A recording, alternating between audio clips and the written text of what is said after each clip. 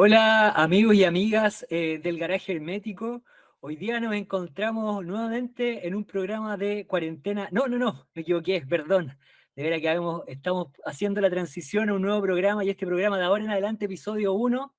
Así que estamos muy felices por eso de Garage Comics, así que bienvenidos a Garage Comics. Seguimos manteniendo el mismo formato, interactuando con diferentes autores y autoras de la escena nacional del cómic. Y hoy día, en un día tan especial como es el 11 de septiembre, ¿verdad? El 50 aniversario del golpe militar en Chile, tenemos un invitado del cual vamos a tener que hablar mucho con respecto a estos temas porque una de sus obras que se ha reflotado, porque no es reciente, digamos, hay una reedición de su obra, se vincula estrechamente a estos sucesos que pasaron durante la dictadura. Y hablo nada más ni nada menos de Ariel Rojas, el autor de Historias Clandestinas. ¿Cómo estás, Ariel? Hola, ¿cómo estás, Ariel Tocayo? ¿Ah? Compartimos el mismo nombre. Así ¿Ah? es, Tocayo. Sí, las coincidencias. Sí, Y bueno, muchas coincidencias, porque ahí nos conocimos, nos hicieron el contacto a raíz de tu pareja y mi madre. sí, sí, ¿Quién se lo hubiera imaginado, cierto? Así sí. de chico del mundo. Oye, Ariel, bueno, yo, para contextualizar un poco más, Ariel es el autor de una obra que se estrenó originalmente en Chile el año 2014. Esta obra la publicó, o la desarrolló, mejor dicho, en conjunto con su hermana, ¿verdad? Sol Rojas, y fue publicada por Editorial LOM, que es una historia de corte autobiográfico y la cual nos relata un poco de lo cruento que fue la dictadura militar en Chile.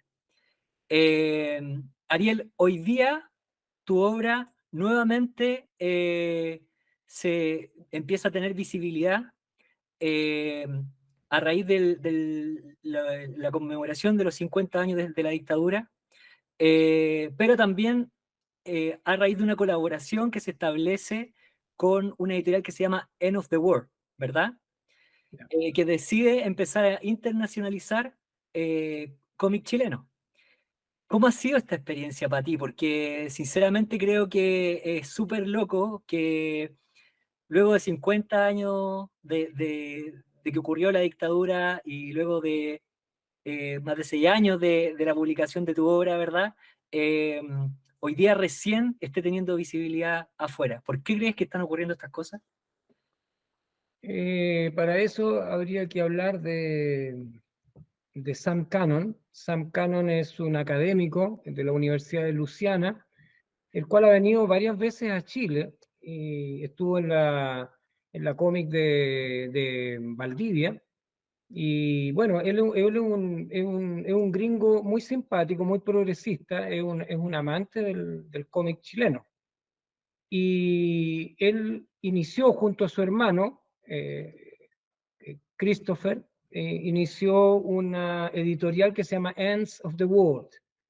Y esta editorial lo que quiere es ser como una especie de correa transportadora del cómics chileno o tal vez latinoamericano incluso hacia Estados Unidos, porque en Estados Unidos hay una especie de saturación, o sea, todo está monopolizado por ciertas empresas, Marvel y muchas más. Entonces, los monos que hay allá, porque bueno, estuvimos en Estados Unidos hace 2 meses atrás, entonces es como una misma mano, una misma escuela. Y hay un poco de saturación incluso con el tema de los superhéroes y todo este tema recurrente que hay en Estados Unidos de América. Entonces Sam Cannon puso sus ojos, se fijó en historias clandestinas y decidió que se entrevistó conmigo vía Zoom y dijo, oye, ¿por qué no hacemos que esta obra vaya a Estados Unidos, que sea la primera obra chilena en el mercado norteamericano? Y así fue, nos pusimos de acuerdo, fuimos a la Comic Con de San Diego, en California, y allí concretizamos, firmamos el contrato y ya estamos, ya el pan ya está saliendo del horno ya prácticamente, así que estamos, como tú bien dijiste, internacionalizando esta novela gráfica porque el mercado norteamericano es un mercado enorme comparado con el mercado chileno. Entonces, es eso, o sea, el vínculo es a través de Sam Cannon. Ya entiendo. Oye, buena, qué tremenda lección ahí para un montón de autoras y autoras en Chile que muchas veces persiguen esto de llegar a estos espacios internacionales, estas grandes conferencias del cómic, eh, tratando de mantener una misma línea narrativa, basándose principalmente en lo que son el cómic o la historia superheroica. Y hoy día tú nos estás demostrando que con historias políticas de corte nacional, de alguna forma que denuncia con un estilo artístico, un sello bien personal también, porque creo que es una obra bien de autor, logra posicionarse en estos espacios que otra gente ha perseguido durante muchos años. Entonces, en ese sentido, te felicito a ti por aventurarte a hacer algo distinto con todos estos desafíos que implica, porque me imagino que también ahí hay un esfuerzo personal muy grande por reencontrarse con estos hechos dolorosos y de alguna forma representarlo de alguna manera también más sencilla, de tal forma que todo el público pueda interiorizarlo y pueda, de alguna forma, sin caer en el morbo, entender lo duro que fue la dictadura. Oye, más allá de estos contactos, en el fondo, que surgen a través de Sam Cannon, que algo lo conocimos también por su editorial y su presentación acá en Chile, eh, ¿qué hace que hoy día haya un interés eh, en este tipo de obras en el extranjero y particularmente en Estados Unidos?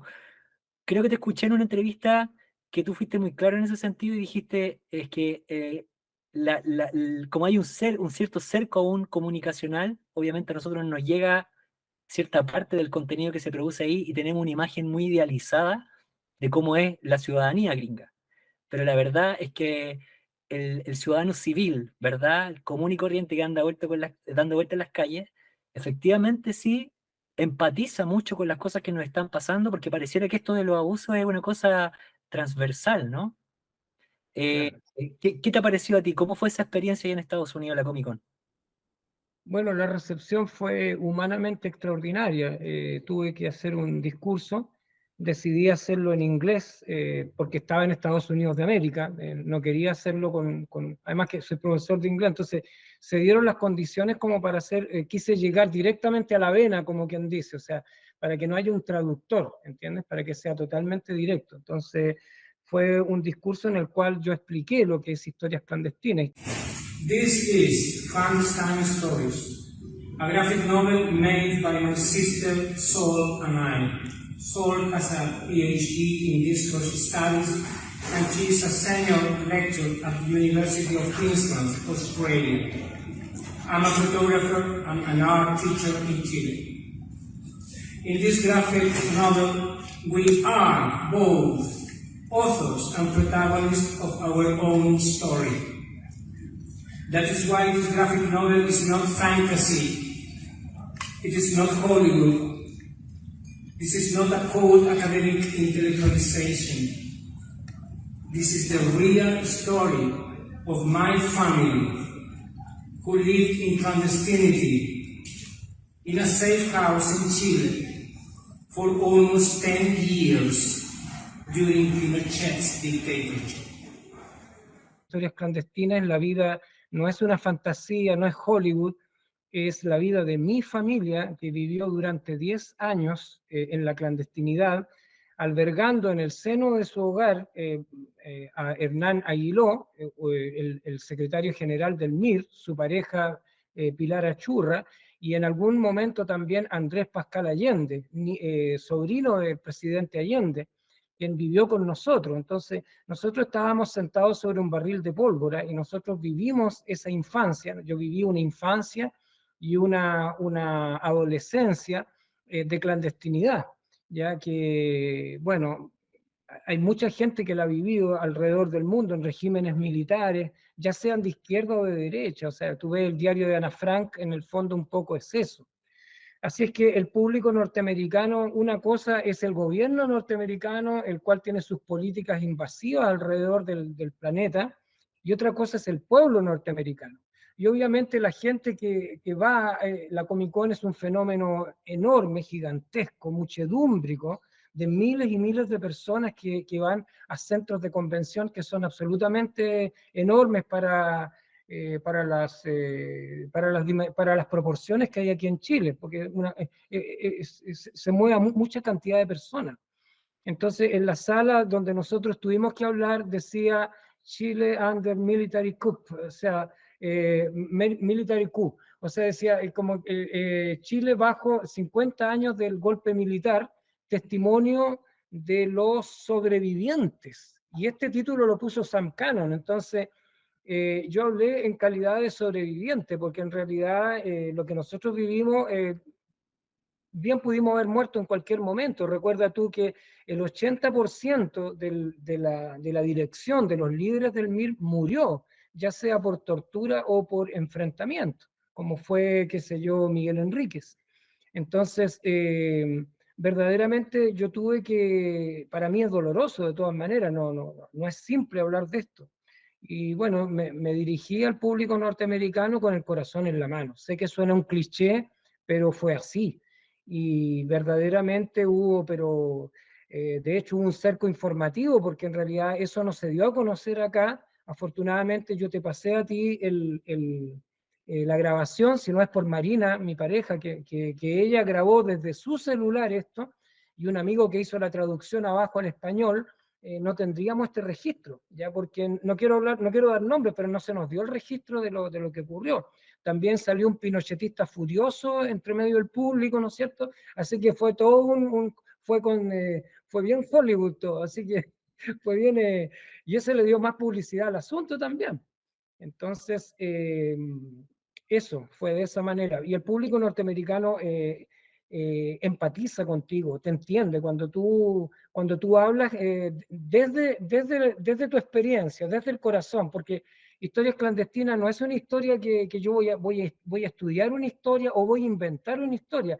Historias Clandestinas nace de la idea de mi hermana, que un día dijo, a todo esto mi hermana es profesora en la Universidad de Queensland, ella en Australia, ella es especialista en el género de la novela gráfica, tiene un doctorado en eso, entonces me dijo, oye, estoy tan entusiasmada en este tema de la novela gráfica, ¿por qué no hacemos y contamos lo que a nosotros nos pasó? ¿Te fijas?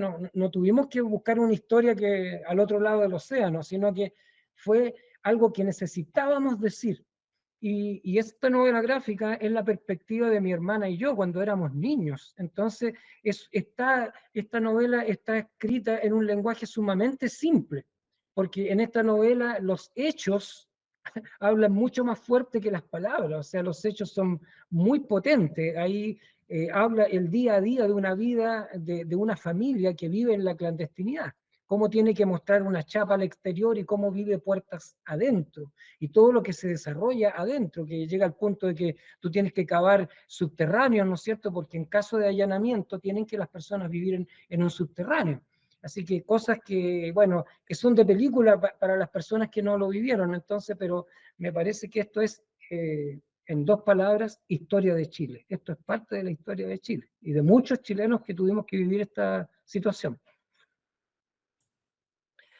No te voy a mentir, cuando comentas todas estas cosas con la claridad y con la entereza que lo mencionas, se me aprieta la guata. Se me aprieta la guata porque también te veo a ti como una persona hoy día tan íntegra, eh, tan, tan convencida de su discurso, de sus valores, de sus ideales y con la intención obviamente de denunciar estas cosas que ocurrieron y como bien dices tú, son necesarias recordar porque son parte de nuestra historia. Y por eso te llevaba ahí un poco, porque ¿qué te parece a ti que hoy día, recién en el 50 aniversario del golpe militar, recién se estén tomando acciones más drásticas, ya está por ahí, ¿no? ¿Ah? Con respecto a las deudas pendientes que vienen de ese periodo, porque creo que los actos que ocurrieron en dictadura fueron suficientemente crudos como para que nosotros hubiéramos manifestado nuestro rechazo inmediato. Y entiendo, claro, que eso no haya ocurrido directamente durante la dictadura, aunque sí hubo gente valiente que lo hicieron, y a raíz de eso, por lo mismo, también perdieron la vida, tuvieron que salir de nuestro país. pero después cuando volvimos a democracia eso no ocurre de manera inmediata. ¿Qué crees tú que nos falta justamente para denunciar de manera tan convencida como lo haces tú y poder saldar esa deuda pendiente que tenemos con este periodo? Es que la explicación de el por qué no se han tomado las medidas, ni por qué la ciudadanía está organizada al punto de, por ejemplo, sancionar el negacionismo, tal como Alemania lo ha hecho con respecto a aquellos que niegan la existencia del holocausto. Y estos son sancionados, incluso hay casos de personas con 6 años tras las rejas por ser negacionistas. Y hay una organización que se llama Anti-Defamation League, ¿no es cierto? Que la Liga Antidifamación. O sea, se ha organizado tal cosa, pero en Chile eso no se ha logrado. Pero no se ha logrado también porque es producto también de un periodo largo, 16, 17 años de dictadura, en el cual se cambió el paradigma cultural que venía arrastrándose de hace 40 años atrás en Chile, con los gobiernos radicales y toda esta cultura que se fue creando, y es interrumpida. En su momento se habló de apagón cultural. Basta con decirte que, por ejemplo, ¿qué más claro cuando una ideología se impera en un país, en una nación? Esta ideología, sea de donde sea, izquierda, derecha, buena, mala, no vamos a entrar a adjetivizar. Lo primero que hace es, una de las primeras cosas que hace es entrar en el aparato educacional, porque el tipo de educación en el fondo es lo que tú quieres, es el tipo de ser humano que tú quieres crear para la sociedad. Y en Chile lo primero que se hizo en el gobierno militar fue eliminar educación cívica, en la cual se enseñaban los rudimentos de qué es lo que es la Constitución, cuáles son tus derechos ciudadanos, cuáles son tus, etcétera. Te das cuenta, se cambiaron los planes y programas de historia, también se cambiaron los planes y programas de lenguaje y comunicación, se redujo a la mitad y después a una cuarta parte lo que es la enseñanza de las artes visuales y se hizo optativo o se hizo electivo con el ramo de música. O sea, los ramos más creativos fueron cercenados, filosofía fue cercenado. Entonces, eso te habla un poquito. Luego, con todo el poder mediático que tienen, el poder económico en Chile, las familias oligárquicas que, que tienen en sus manos, yo diría, el 90% de los canales de comunicación, la televisión, la radio, también se creó en aquel entonces, cuando entra el periodo militar, entra la era John Travolta. Entonces se acabó, porque había un paradigma creado hace 40 años, habían dos paradigmas importantes que se arrastraban de 40 años de democracia en Chile anteriores. Uno era que Chile y nosotros como chilenos pertenecíamos a un conjunto que era latinoamericanista.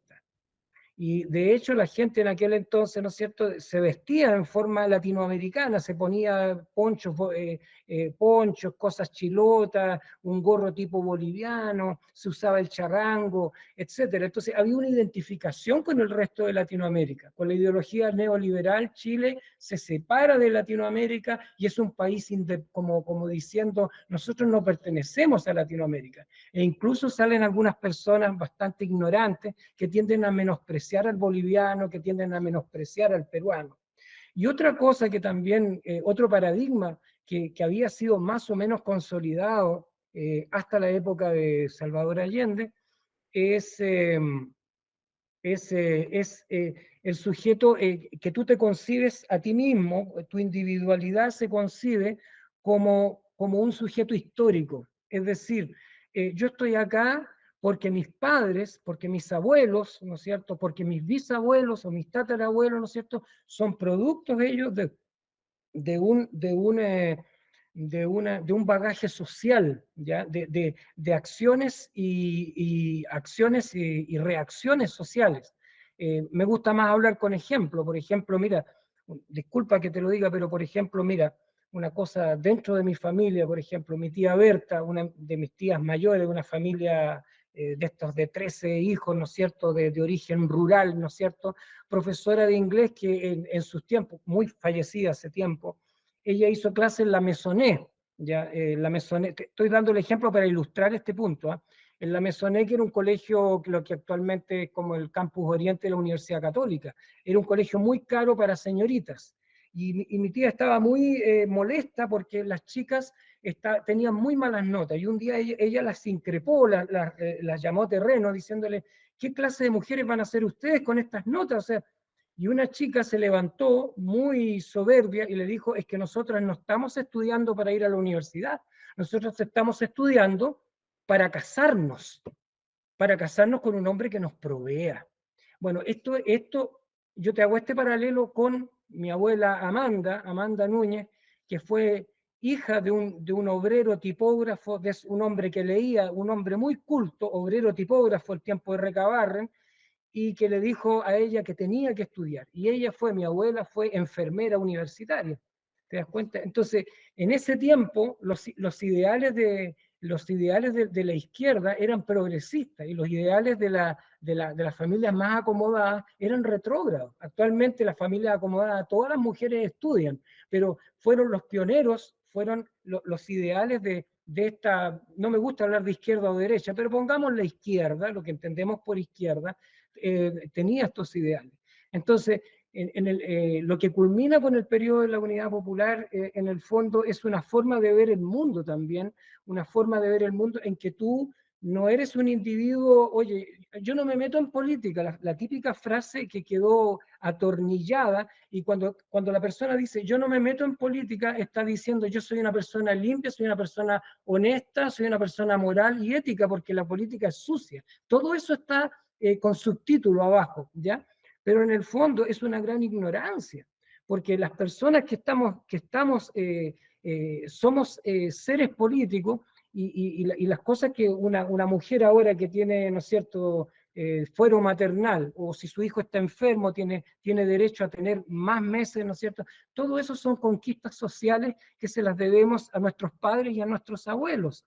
Pero eso estaba muy claro en el tiempo de Allende. En el tiempo de Allende había la editorial Quimantú, había todo un movimiento cultural que dio que hablar al mundo entero, especialmente Francia y Suecia. Entonces, había un sujeto, se identificaba el ser humano de aquella época como un sujeto histórico, como un sujeto que viene de un pasado y se proyecta hacia un futuro, porque el tiempo de Allende en realidad fue la última utopía colectiva en que el pueblo como nación dijo, nosotros podemos cambiar el destino, nosotros podemos crear una nueva sociedad, ¿ya? Versus el periodo neoliberal en que cada cual es una isla y yo no me meto con el que está al lado y bueno, se jodió, don't care about the rest, no me interesa el resto, porque yo vivo, cada uno se rasca sus propias pulgas. Entonces, el golpe de Estado de 1973 marca hacia adelante un cambio de paradigma, un cambio de cómo el ser humano se ve a sí mismo. Entonces, es muy profundo lo que ocurrió, es algo absolutamente que tiene dimensiones, que tiene connotaciones muy profundas, insospechadas, que hasta el día de hoy estamos reflexionando sobre esto. Estos 50 años son 50 años de reflexión.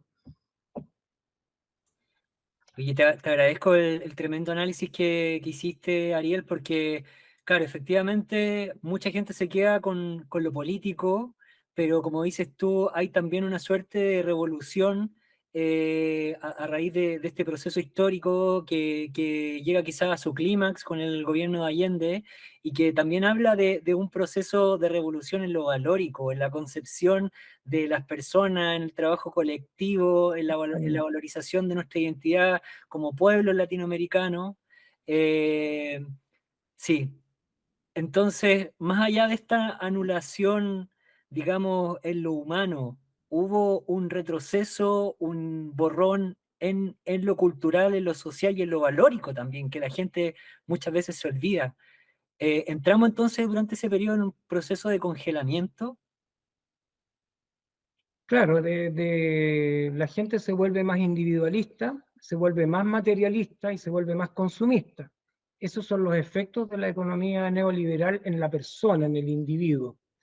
Pero no todo es negativo, o sea, la ideología neoliberal también impulsó lo que es la pequeña, la microempresa, las pymes. Muchas mujeres, digo más mujeres que hombres, comenzaron a tener nuevas iniciativas y a tener un poquito un factor, una especie de cultura financiera, ¿ya? De emitir boletas, de saber cómo postular a ciertos beneficios, y todo eso también es positivo. No, yo no soy partidario de ver todo en blanco y negro. Creo que también todas las cosas son dialécticas. No hay nada menos dialéctico que ver las cosas como los malos y los buenos. Yo creo que efectivamente hubieron cosas también positivas dentro de todo lo que hubiera sido negativo, poniendo aparte obviamente todo lo que es el problema de los derechos humanos y un montón de otras cosas. Claro, yo igual coincido de cierto modo contigo, pero para no desviarnos tanto del tema, pensando también en el contexto en el que nos encontramos hoy día, con todo lo positivo que pueda haber, debemos reconocer que ocurrió ese borrón, ese congelamiento, ese estancamiento, esa anulación de un periodo histórico el cual veníamos viviendo, y en ese sentido, esa es una motivación de tu trabajo. ¿Por qué decidieron finalmente, después de tanto tiempo, escribir su historia? Y en este formato que es el cómic. Porque una familia que alberga a las personas más buscadas de Chile en aquel entonces, que son las cabezas del MIR, el Movimiento de Izquierda Revolucionario, el partido más radical de la izquierda, era lo más, era como quien dice, la gallina de los huevos de oro para todos los aparatos de represión, la CNI. Entonces, una familia que tiene por 10 años a estas personas, ¿no es cierto?, se transforma en una... ya eso suscita un interés de tipo histórico. Fíjate que, por ejemplo, la misma novela gráfica tiene instancias que son históricas. Por ejemplo, en un momento dado, Andrés Pascal Allende, viendo que a mí me interesa la música, que mi tío es músico, que mi primo es músico, y todo esto, y dice, en un momento dado dice, oye, ¿por qué no hacemos un himno de la resistencia en Chile? Y nos pusimos en campaña y yo compuse la música, mi tío la escribió en una partitura musical, él compuso la letra y todos cantábamos en el subterráneo porque no podían escucharnos los vecinos. Bueno, y eso ahí la partitura va en la novela gráfica Historias Clandestinas. Entonces, cada página que tú ves de Historias Clandestinas son páginas de una verdad absoluta, no es ni más ni menos la pura verdad que se vivió allí, ¿te fijas? Entonces eso es impagable. O sea, yo creo que esta novela gráfica es una novela histórica. Te está mostrando, porque estamos acostumbrados también a ver un poco los superhéroes, ¿no es cierto? Los que dieron su vida por la causa y que merecen todo nuestro tributo, los dirigentes, pero ¿qué hay de los que estaban detrás de los dirigentes? ¿Qué hay de aquellos que fueron los que ayudaron, los que dieron su vida anónimamente por estos dirigentes? Los que prestaron su casa, arriesgaron sus vidas, su economía, su familia, sus hijos, sus hijas, todo eso. ¿Qué hay de ellos? Entonces, Historias Clandestinas viene a mostrar esa dimensión durante el periodo de Augusto Pinochet. Durante ese periodo militar, ¿no es cierto?, hubieron personas, familias, ¿ya?, que arriesgaron todo, con un idealismo tremendo, con una generosidad tremenda, por los ideales que ellos tenían. Entonces, eso me parece que hay que hablarlo de todas maneras. El mundo tiene que conocer eso. Es algo... Actualmente, en los tiempos actuales es difícil que alguien arriesgue su vida por otra persona que profesa tus mismos ideales, porque son circunstancias históricas tan diferentes, ¿te fijas? Pero en aquel tiempo, mis padres llegaron a la conclusión de que tenían que hacer algo, porque si no hubieran hecho eso, tal vez estas personas hubieran muerto, no estarían vivas. Entonces era un acto, yo diría, un acto de amor, un acto de amor, un acto de consecuencia, y es importante que sean conocidas estas personas. este año, en el mes de junio, julio, creo que fue el relanzamiento de Historias Clandestinas, fue totalmente distinto al primer lanzamiento. Este fue un lanzamiento amoroso, fue un lanzamiento familiar, en el cual, porque tú tienes que entender que para ti Andrés Pascal Allende, Nana Aguiló, son personas, para mí son las personas con que yo veía televisión, son las personas con que yo me sentaba a la mesa a comer. ¿Entiendes tú? Yo tengo una relación, son como un poco mis tíos, por decirte por la que nos entendamos. Entonces, fue esa la intención que tratamos de hacerlos ver en este relanzamiento, y también tenemos otro relanzamiento en la Fundación Miguel Enríquez, paso el aviso en octubre con Andrés Pascal Allende, pero la idea es que hay mucho dolor, hay mucho daño. Cuando yo veo a personas del MIR, muchas veces son personas así como medio escondidas, así, siguen medios paranoicos, porque es gente que ha sufrido demasiado, hay muchas heridas, y hay muchas personas que no se hablan entre ellos, y cosas extrañas que pasaron. Entonces, si nosotros podemos aportar un poco a, a la sanidad psicológica, mental, de corazón, y a que sobre todo los niños y las nuevas generaciones a través del cómics, ya que es tan lúdico y es tan entretenido para los niños esto, si podemos hacer una cadena intergeneracional entre aquellos que vivieron la dictadura y aquellos que no la vivieron, ya, porque es muy aburrido leer un texto, en cambio un cómics, una novela gráfica, algo fantástico para los niños. Si podemos llegar a eso, por una parte, llegar a los que no vivieron la dictadura, a los más jóvenes, y podemos sanar un poco a las personas mediante contar esta historia desde el punto de vista humano, porque esto es humano, te fijas tú. Ahí están contadas anécdotas, por ejemplo, cuando nosotros cantábamos el himno en un subterráneo escondido. Mi tío Guillermo, que es músico, fue violinista de la orquesta de cámara, la orquesta de profesores, tuvo que hacer callar a Andrés Pascal, que era nuestro, porque cantaba muy mal, porque era muy desafinado, y todos nos reíamos, pues, ¿viste? Entonces son anécdotas tan humanas que están contadas ahí, y que te muestran un poco, te desmistifican un poco esta cosa que uno tiende esta especie un poco de cosa muy humana, pero que yo estoy en contra de eso, esta cosa de mistificar al líder, ¿ya? De ponerle, como te dijera, de deshumanizarlo, de ponerlo un poco en un monumento. No, no, no, no. Ahí están retratados con sus mezquindades, con sus cuestiones encachadas, con todo lo que tú eres. Porque todos tenemos luces y sombras. Así es que yo creo que por eso lo hicimos, porque era importante mostrar una visión más humana de lo que fue este periodo.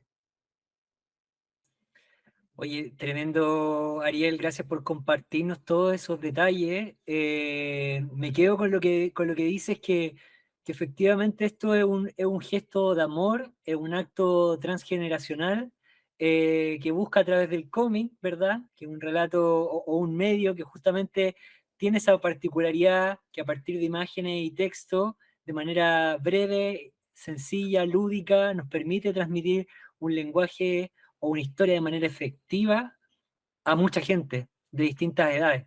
Y creo que precisamente eso es lo que nos hace falta. Además de lo que comentabas tú, que creo que efectivamente hay algo que se repite a lo largo de la historia, que es justamente olvidarnos de las personas que hay detrás. Y no solamente en tanto los héroes, sino que también en los villanos, o incluso en nuestra historia personal. Algo de eso hablábamos con el autor en el capítulo anterior, con Diego Novarín Zúñiga, el cual en un gesto muy generoso, muy amoroso, agradeció todo su éxito a todas las personas que fueron parte de este camino que a él le permitieron llegar en este momento donde está, y que muchas veces nos olvidamos y se genera esa suerte como de imagen ideal de una persona que no deja de ser persona, sino que ha recorrido un largo camino y probablemente donde han interactuado muchas personas como lo fuiste tú en ese momento y tu familia con estos líderes políticos de oposición a la dictadura a los cuales le prestaron apoyo. Bueno, para dar un contexto a la gente que recién se viene incorporando a este programa, les cuento que en este momento nos encontramos con Ariel Rojas Lizana, uno de los autores de Historias Clandestinas, la cual se está relanzando este año.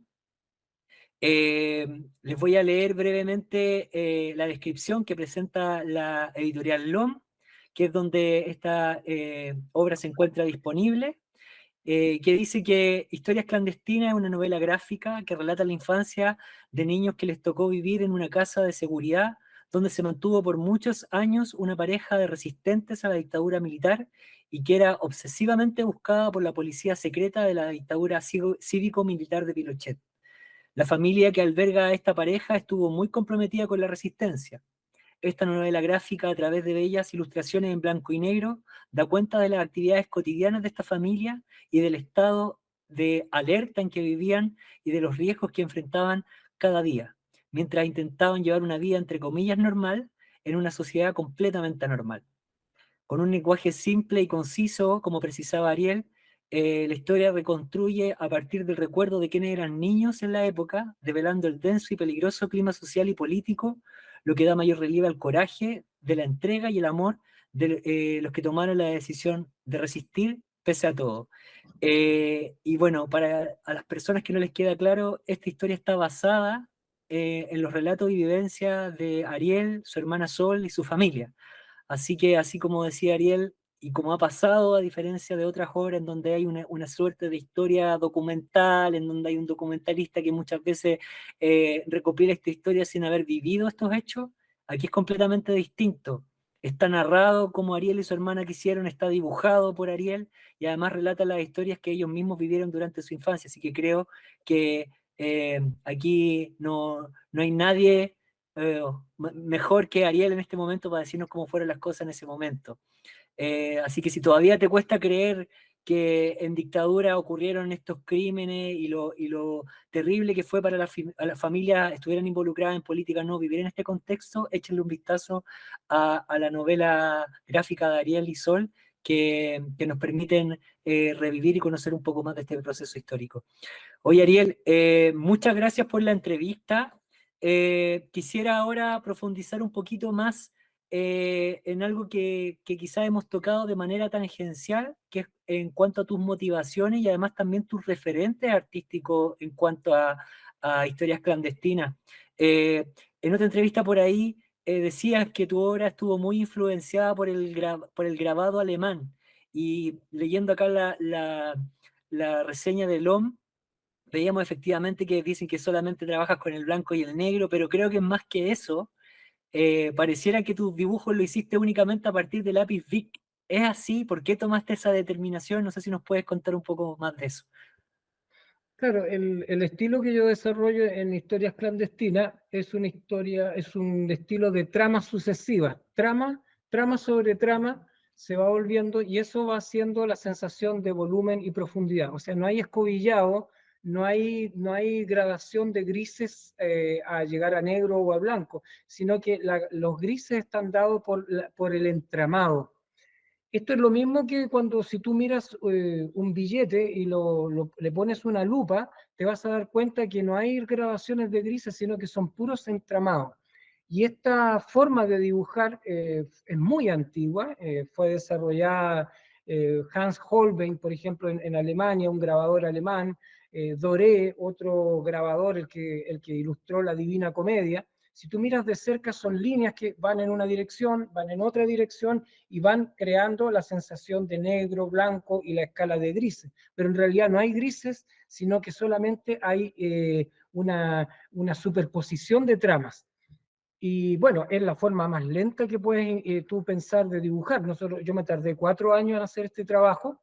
Eh, Precisamente porque, bueno, yo soy un enamorado del blanco y negro, ¿ya? Aunque ahora estoy en un empeño, estoy trabajando pues, estamos postulando un proyecto para hacer una novela gráfica, pero en color, pero porque el blanco y negro tienes que ser preciso en blanco y negro, o sea, el color muchas veces distrae, en cambio el blanco y negro es como la poesía, te acota y te obliga a ser fundamental, a ser esencial en lo que tú quieres transmitir. Así que por eso tomé la determinación. Pero también hay otras razones. Por otra parte, había que dar cuenta de cómo era la situación en 1976, 77, 78 y en adelante, ya que fue el momento en que entra a vivir con nosotros estas personas. En realidad nosotros no existía la fotocopiadora, no existía internet y por lo tanto la resistencia en Chile se tenía que movilizar por medio de mimeógrafos. Entonces era el mimeógrafo, se usaba un stencil y muchas veces se reventaba el mimeógrafo y entonces la novela gráfica Historias clandestinas, acá está, ¿no? Si tú te fijas, ¿no es cierto? Está hecha como que fuera hecho un fanzine, un mimeógrafo de aquella época, ¿ya? En el cual se revienta en algunas partes. Está hecha, no usé ningún programa computacional para hacer esta, porque quería que fuera tremendamente humano, quería que fuera también que tuviera esta cosa, la tipografía también la hice a mano, no usé ninguna tipografía, ninguna font de, de algún programa computacional, porque quería que fuera todo 100% humano, que esté la mano humana ahí, porque así era en aquel entonces. Nosotros teníamos que hacer todo a partir de nada. O sea, teníamos que lograr todo con el mínimo de recursos. Por lo tanto, Historias Clandestinas también tiene que ser fiel, o sea, filosóficamente hablando, ¿no? Tiene que ser fiel a lo mismo, tiene que ser una continuación de ese reflejo. Por lo tanto, por eso también. Ahora, el lápiz Bic, bueno, me preguntaron, me hicieron esa pregunta en esto, Deja tu huella, un programa de televisión nacional, y por qué bueno, mira, en realidad el lápiz Bic punta gruesa es fantástico, tú no necesitas un lápiz, yo decía un lápiz Robocop, mucha gente, esto es parte del consumismo que tú crees, yo fui profesor de fotografía muchos años, entonces, por ejemplo, venían algunos alumnos que traían una cámara de no sé cuántos millones, entonces esta cosa ostentosa, yo decía, mira, para sacar buenas fotos tenéis que tener una vida interesante, es más que la cámara. ¿Me entiendes tú? Lo que quiero decirte con esto, cuando tú tenías el concepto claro en tu mente, ¿ya? De lo que tú quieres dibujar, tú tienes el concepto, todo, un lápiz Bic puede ser una herramienta, pero extraordinaria, extraordinaria. Y por eso, todo ese cúmulo de razones, esta historia es lo que es, pues, y tiene esta presentación que tú puedes ver, ¿no? Puedes ver tus imágenes acá, eh, que te muestran un Santiago pre-neoliberal, ¿no es cierto? Que es este Santiago de los barrios de Independencia, de murallas sin estucar, que tenían un encanto fantástico. Entonces, todo esto en el fondo es una cosa, hay un estudio de época también basado en fotografías de la época, cómo se vestía la gente, qué autos circulaban por la calle, etcétera, etcétera. Entonces, se trata de crear, de recrear la atmósfera que se vivía en aquel entonces. Por eso la técnica tiene que estar al servicio de eso. Ahora nosotros estamos haciendo con José María, estamos postulando un proyecto en el cual está ambientado en Santa María de Iquique, qué sé yo. Ahí obviamente es totalmente diferente la técnica. O sea, personalmente yo no entiendo mucho esto de que un autor, ¿no es cierto?, un dibujante, es como que si yo soy un músico y me dicen, oye, a mí me encanta tocar, no sé, tocar, no sé, rock. Oye, pero es bossa nova lo que te estamos pidiendo. Sí, pero yo toco bossa nova, pero medio rockero. No, es que si vas a tocar bossa nova, toca bossa nova. Y si vas a tocar rock, toca rock. Si vas a dibujar algo para historias clandestinas, basado, ¿no es cierto?, en esa era, entonces tiene que ser, la técnica tiene que ser totalmente fiel a esa época. Ahora, si voy a dibujar algo en relación con Santa María de Iquique, el desierto y todo eso, es otra técnica porque es otro universo, es otro mundo. Entonces, la técnica tiene que estar al servicio de la idea y no al revés. Por eso. Oye, tremendo consejo que nos has dado, que justamente me imagino que eso ha hecho que tu obra tenga tanto éxito y que a lo mejor por todo este limbo temporal, el espacio temporal en el que caímos producto de la pandemia no se haya divulgado más, pero me alegro que hoy día esté teniendo el impacto localmente e internacionalmente por toda la coherencia, por todos los ideales y por toda la historia que hay detrás. Tú mencionabas justamente también, hay algo que quiero detenerme, que había sido un proceso lento. Esto Sí. de ser un proceso lento, ¿también es una decisión tuya y de tu hermano un poco para exorcizar estos males, estas vivencias terribles que sufrieron ustedes durante la dictadura? Sí, es que, mira, yo cuando salí de esta casa y salí de esta situación, pasaron 20 años y yo no vi a nadie más. Yo también me fui al extranjero, volví, y la verdad es que yo no quería saber nada más de lo que era la resistencia y todo eso. Tú entenderás que un adolescente, 10 años, en esa locura, siendo un niño de 16 años, cavando subterráneos, haciendo todo tipo de labores, estudiando electrónica, todo esto para la causa, es una cosa, para mí fue alienante. Entonces yo también no tengo muy buenos recuerdos de algunas cosas. Entonces es muy distinto a mi hermana, que tenía 4 años menos que yo, entonces ya no fue militante, no tenía las obligaciones que teníamos que pasar. Ahora, yo me salí del partido, me salí del MIR, ¿no es cierto? Y Ernesto, que era el nombre de Chapa, ¿no es cierto? Que Hernán Aguiló y Pilar Achurra respetaron mi decisión, ¿ya? Eh, Sin embargo, yo sigo creyendo en los ideales de justicia social y muchas cosas más. Por eso te digo, Historias Clandestinas es muy verdadero, porque ahí yo muestro que yo me salgo del MIR. Me salgo en un momento dado y yo chuteo un tarro haciendo el simbolismo, cuando el momento en que yo digo, bueno, esta cuestión a mí yo no quiero más esto. Por eso te muestra la cosa tal cual fue. Entonces, esta historia no habla solo de mi vida, porque en realidad esto que yo te estoy narrando, seguramente le ha pasado a cientos de jóvenes y niños en Latinoamérica bajo regímenes militares. Y a cientos también tal vez les pasó en otros regímenes de otro color, ¿te fijas tú? Entonces son historias que se van repitiendo.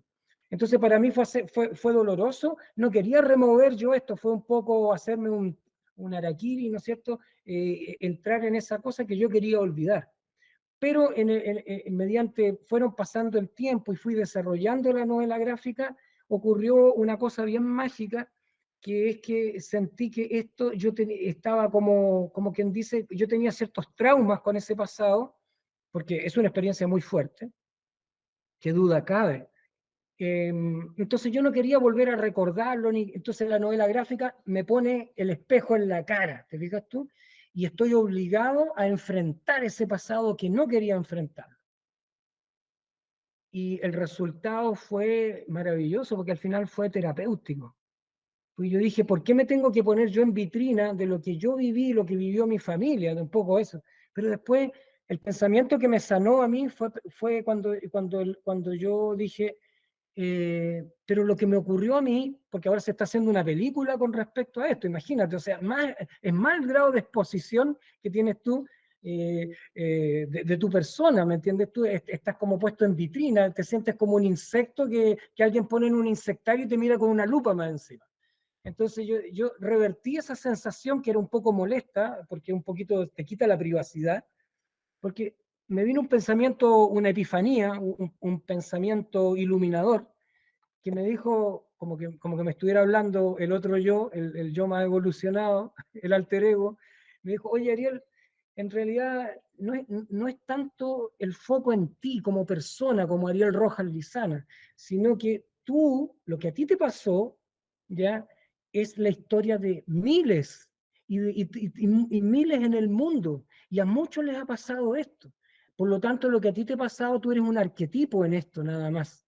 Y lo que a ti te ha pasado es bueno que lo conozcan otras personas, porque con eso pueden decir, oye, mira, a mí me pasó esto, me pasó lo otro. Mira, termino esto con una cosa que yo siempre la digo porque a mí me emocionó mucho. Yo en una de estas ferias de Estación Mapocho, se acercó a mí una persona, que no voy a decir su nombre, que es una persona que estuvo 10 años presa, que es una de las mujeres metralletas del Lautaro. Y me dijo que ella venía a darme las gracias, porque dice que tomó Historias Clandestinas y dice que es lo que ella vivió como del movimiento Lautaro, era algo que no era cerrado y no quería hablar de ello con sus hijos. Ella había hecho una vida nueva y toda la cosa. Pero dice que los cabros chicos, como tenía monitos, empezaron a leer esto y empezaron a hacerle preguntas. Entonces dice que gracias a eso un poco se estableció un puente intergeneracional y ella pudo hablar, pudo la catarsis, se pudo decir, pudo mostrar un poco la herida, ¿entiendes tú? Entonces, ese es el objetivo de Historias Clandestinas, ese es uno de los objetivos más importantes, generar este puente intergeneracional entre los que vivieron la dictadura y que están dañados, hay un gran daño, y los que no la han vivido y no lo pueden entender porque no, no supieron lo que era vivir ese peligro constante, no supieron todo lo que significó eso. Pero es bueno que lo sepan. Y una de las formas de lograrlo es a través de historias clandestinas, como de otras novelas y otros materiales. El arte, bueno, esa es la función del arte. Po. Estamos entrando nada menos que en la definición misma de para qué es el arte y por qué es su función social que tiene el arte. Claro. Hermoso, Ariel, lo que nos comenta, estas experiencias, estos testimonios, tanto tuyos como de la interacción de otras personas que han leído tu obra. Así que te agradezco enormemente tu tiempo y el trabajo que has realizado. Sin duda que vas a establecer un puente transgeneracional importante, ya lo está haciendo, y por eso yo creo que está teniendo el impacto que hoy día está teniendo, más allá de la conmemoración de los 50 años del golpe militar. También creo que lo que ocurrió acá en Chile ha ocurrido en otros países y también manteniendo obviamente las proporciones. Vivimos hechos muy nefastos durante el estallido social Sí, en señor. el 2019. Entonces, Absolutamente. probablemente quienes no hayan vivido en dictadura quizás se van a sentir identificados con muchas de esas cosas que Claro nos que sí. pasaron en el estallido social y que obviamente conectan y que no se nos pueden volver a olvidar que no pueden ocurrir más en nuestro país. Que la Así es. democracia, los valores, los derechos, nuestra humanidad se ve afectada, se ve amenazada, así como se vieron en estos periodos. Ariel, oye, no, lamentablemente estamos llegando al fin del programa. Quisiera hablar contigo más de estos temas. Se nos queda todo el ámbito de la música Sí, pendiente, porque sabemos que también eres músico, parte de eso ha influenciado tu obra. Pero para cerrar, me gustaría pedirte que si tienes alguna red social para que la gente que quiera conocer más de tu trabajo lo pueda hacer. claro. Mira, en Instagram está Artes Líneas. Lo repito, Artes Líneas. Así tal cual, Artes Líneas, todo junto. Y ahí está, digamos, tengo actualizado muchas cosas, dibujos, entrevistas, cosas para quienes quieran profundizar más sobre esta obra. Y en música, porque esta es la versión de historias clandestinas, ya Clandestine Stories en Estados Unidos, es una versión interactiva en la cual están los links que tú, en la versión digital están los links que tú, está la parte del himno a la resistencia, entonces tú vas a YouTube y ahí está el himno a la resistencia, está el link de vuestros nombres valientes soldados, pero la versión irónica, que también la es, todo esto, porque también, o sea, tiene una versión musical de Historias Clandestinas. Y eso se encuentra en tal cual mi nombre en YouTube, Ariel Rojas Lizana. Y ahí tú puedes buscar Los Valientes Soldados, Himno a la Resistencia, y está todo. Hay 50 temas que están ahí, 50 temas. Me atrevería a decir con buena calidad, con un amigo de toda la vida que hacemos música los dos. Se llama Joaquín Cortés y vive en Inglaterra. Un saludo para él. Eso sería, hermano. Tremendo, gracias Ariel. Bueno, para la gente que quiera conocer más de su trabajo, ya sea en el mundo del cómic, de las artes o de la música, ya sabe, siga las redes sociales de Ariel, tanto en Instagram como en YouTube. La vamos a estar pasando aquí abajito en la descripción de nuestro canal también. Y bueno, Ariel, no sé si nos puedes contar un poquito más de qué estás ahora, porque justamente en tu canal de YouTube hay algunas entrevistas donde nos enteramos también que Historias Clandestinas se está adaptando a una película animada que ya está en proceso de producción con un editor, autor español, ¿verdad? Que es José María González, ¿verdad? Sí. ¿En qué está eso? ¿Cómo has participado? ¿Cuándo, si hay alguna fecha de estreno? Porque sabemos que se está produciendo actualmente, si hay una fecha de estreno agendada. Gracias por decirlo. José María González es un director de cine español que vive en Chile y que hace clase en un par de universidades. Su especialidad es el cine, la fotografía y todo esto. Y él se acercó cuando leyó Historias Clandestinas y ya llevamos unos ya como varios años ya trabajando en la parte, porque es un documental animado. Es decir, el 10% o el 5% de la película son seres de carne y hueso que aparecen ahí, y después viene la parte, te sumerges en la animación, y es una animación que sigue la línea gráfica que yo fui desarrollando, que lo han desarrollado varios dibujantes.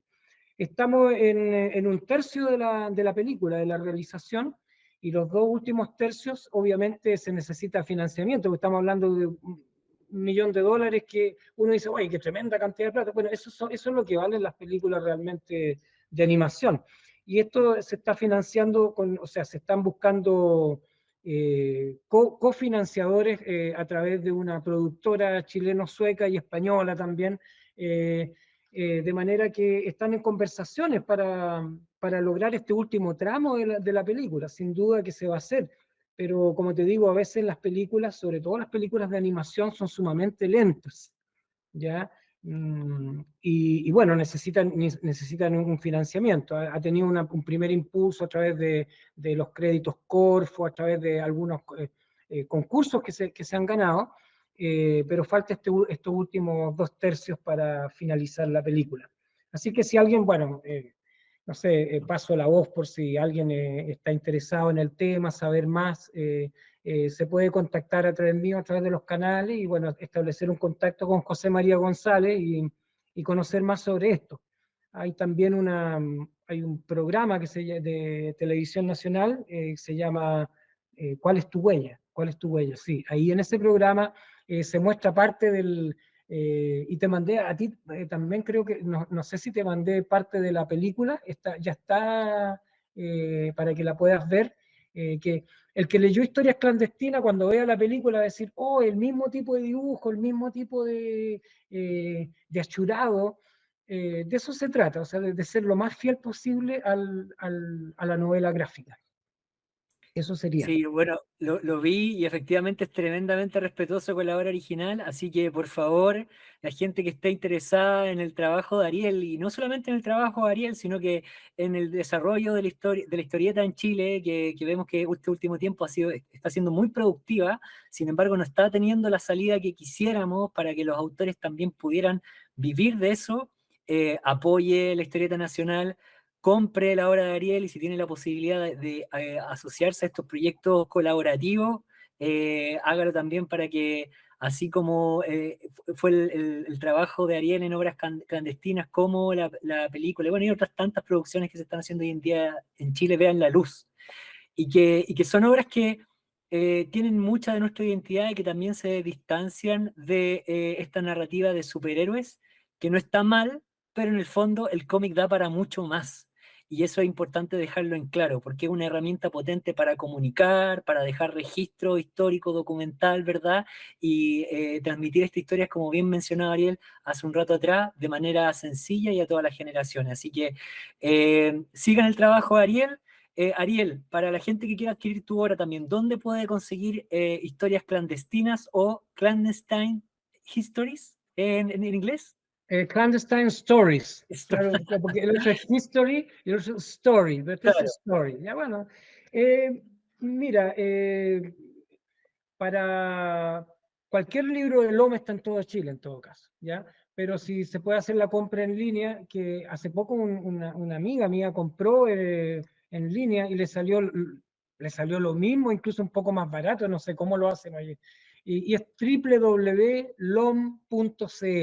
Digite Historias Clandestinas o Ariel y Sol Rojas Lizana y se va a encontrar inmediatamente con la obra. Y con respecto a Ends of the World, eso es la versión en inglés. Está en inglés para el que, bueno, hay gente que le gusta el inglés y es fantástico, porque es una versión, la versión en inglés es distinta a la versión en español, porque tuvo que haber todo, para el público gringo, tuvo que haber todo un prefacio digamos, contextualizador para que el público pudiera decir, Chile está en esta parte del mapa. O sea, entender un poco el contexto. Y también se pusieron otras imágenes, también se hizo un conceptual art, y también se puso, tiene link que, como te digo, te llevan a la parte musical de la obra. Es una obra más interactiva. Para eso, sencillamente, ¿cómo se dice? Es E-O-T, World, W-O-R-L-D, o sea, mundo, world, comic. Eso sería la forma de entrar a ese link. Y es fantástico lo que han hecho ellos. Tú lo puedes, tú lo puedes ir hojeando así, y vas viendo cómo se doblan las páginas. Bueno, yo soy súper guaso, así que estoy maravillado con eso. Seguramente alguien genial en computación debe pensar, oye, esta cuestión es fácil, pero yo como cabro chico mirando qué bonito que lo hacen, qué bonita la presentación. Mira, Sí. gracias. Obviamente vamos a estar pasando todo estos links para que vean que Ariel no es un extremista, ¿verdad? Que está enfocado en solamente hacer sus obras de manera manual. También ahí valora el trabajo digital, y yo creo que esa es justamente la gracia, ¿no? Que apreciar los diferentes tipos de arte, los diferentes formatos, porque eso es lo que finalmente nos va nutriendo y nos hace a nosotros más integrales como personas desde el punto de vista artístico, como el punto de vista valórico. Entonces, agradezco a Ariel ahí ese comentario. Bueno, para cerrar, ¿quieres dejar algún mensaje? Considerando obviamente el contexto en que nos encontramos hoy, el aniversario número 50 del golpe militar en Chile. O si quieres mandar un saludo para alguien en general, a la gente que ha estado detrás, lo que tú quieras. El micrófono está abierto. Me surgió así dentro mío una conversación que tuve en Estados Unidos justamente con Sam Cannon. Es importante cómo nos ven a nosotros desde afuera, porque es distinto cómo nos vemos nosotros a nosotros mismos. Y a veces cuando alguien te ve a ti desde afuera, te pone un espejo en el cual tú te reafirmas y te dices, oye, en realidad yo tengo esto y no me había dado cuenta. Una cosa así es lo que quiero transmitir. Y para nosotros los chilenos hay un grado de hipnosis tan profunda, que hemos naturalizado ciertas cosas. Y no lo podía creer esta persona cuando yo le decía cómo fue el golpe de Estado, qué sé yo. Él me decía, pero es que para mí es increíble, decía, porque cómo concebir, por ejemplo, que en la Casa Blanca se coloque un grupo de tanques y unos bombarderos y entren y maten al presidente, es algo absolutamente impensable. Es algo impensable. Entonces, la tragedia, cuando uno mira esta moneda que se está derrumbando, producto de las bombas que van lanzando los aviones Hawker Hunters, es un trauma nacional, una cosa que, y Allende, que murió luchando hasta el final, nos ha quedado grande eh, el mensaje que él transmitió. Con todos los errores y defectos, no importa, pero lo que él quiso como lograr una transformación del ser humano, una transformación de una nación.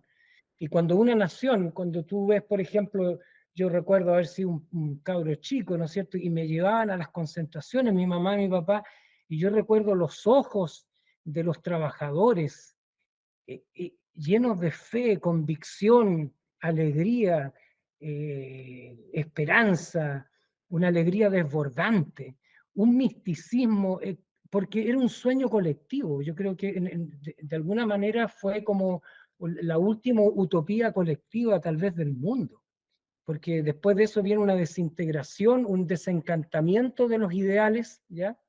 Se acabó el tiempo de los lindos ideales, como decía una canción. Entonces ya no hay más utopías colectivas.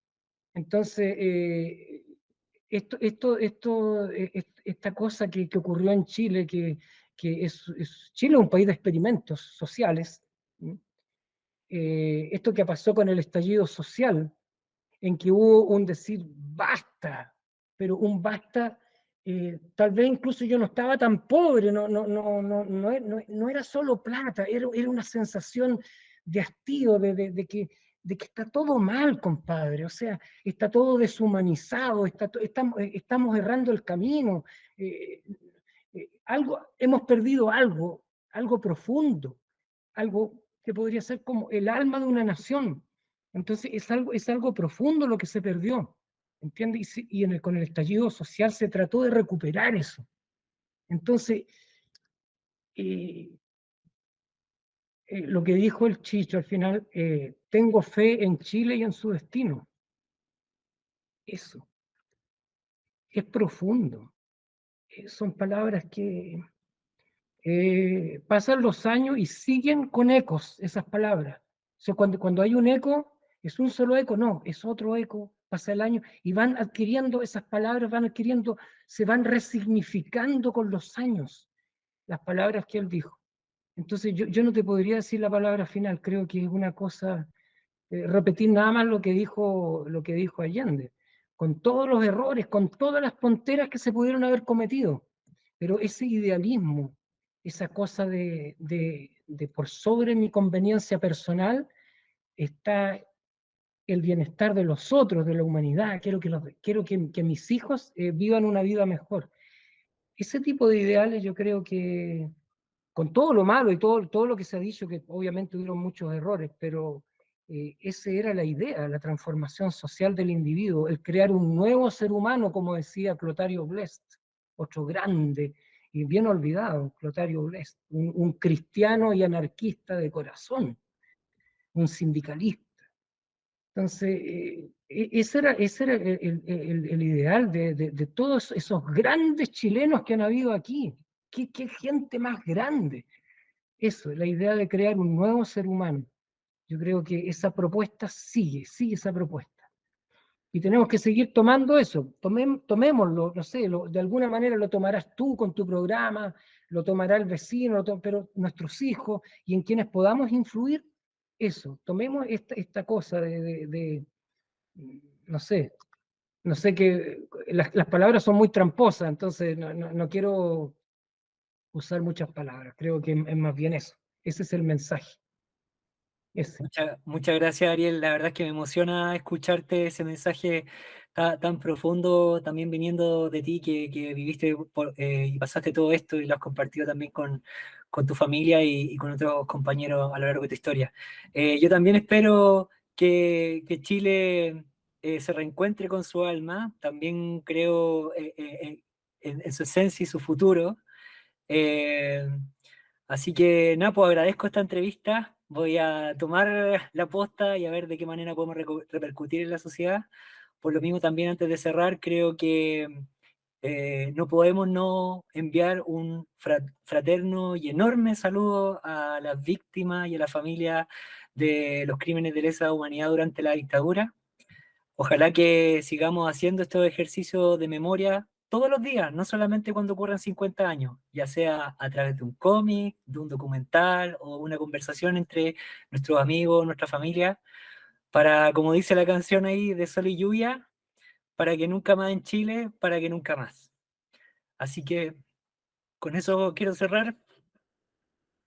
Te agradezco enormemente tu tiempo, Ariel. Te mando un abrazo grande. Bueno, a ti y a Marina, que sé que está por ahí, que también nos permitió que ocurriera esta entrevista.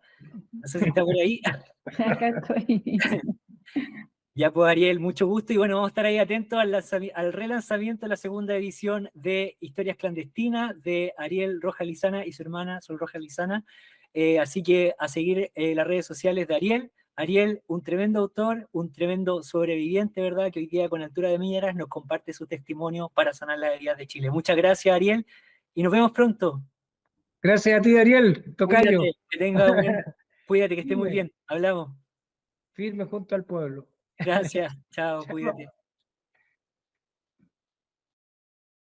Una voz que levante los puños es la voz del pueblo explotado, es el grito de la resistencia contra el yugo burgués enfrentado, el camino de hijos caídos.